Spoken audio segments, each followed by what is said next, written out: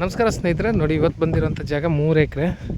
ನೋಡಿ ಇಲ್ಲಿಂದ ಸ್ಟಾರ್ಟ್ ಆಗುತ್ತೆ, ಏನು ಲೈಟ್ ಕಂಬ ಇದೆ ಅಲ್ಲಿಂದ ಆ ಫಾರ್ಮ್ ಹೌಸ್ ತೆಂಗಿನ ಮರ ತೋಟದ ತನಕ ಮೇಯ್ನ್ ರೋಡ್ಗಿದೆ. MMLS ಹೈವೇಯಿಂದ ಇದು 1.5 ಕಿಲೋಮೀಟ್ರ್ ಆಗುತ್ತೆ.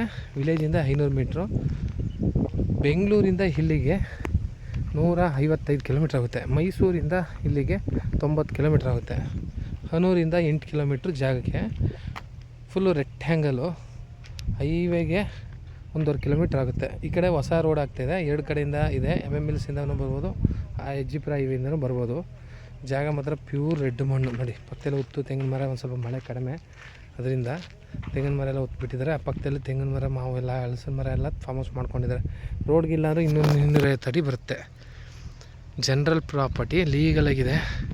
ಇದು ಟೋಟಲ್ 3 ಎಕರೆಗೂ ಸೇರಿ 1,10,00,000 ಹೇಳ್ತಿದ್ದಾರೆ. ಸ್ಲೈಟ್ಲಿ ನೆಗೋಷಿಯಬಲ್ ಇದೆ, ಜಾಸ್ತಿ ಏನೂ ಇಲ್ಲ.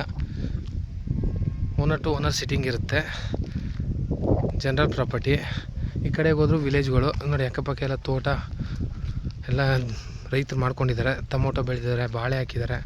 ಅಕ್ಕಪಕ್ಕ ಎಲ್ಲ ತೋಟ ಇದೆ. ಒಂದು ಬೋರ್ವೆಲ್ ಇದೆ, ಬೋರ್ವೆಲ್ಗೆ ಕರೆಂಟ್ ತಗೊಂಡಿದ್ದಾರೆ. ಜಾಗ ಅಂತೂ ಬ್ಯೂಟಿಫುಲ್ ಆಗಿದೆ.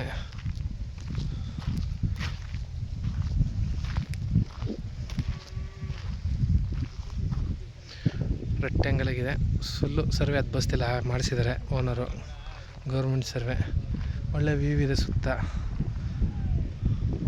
ಜನರಲ್ ಪ್ರಾಪರ್ಟಿ, ಲೀಗಲ್ ಆಗಿದೆ ಡಾಕ್ಯುಮೆಂಟ್ಸ್.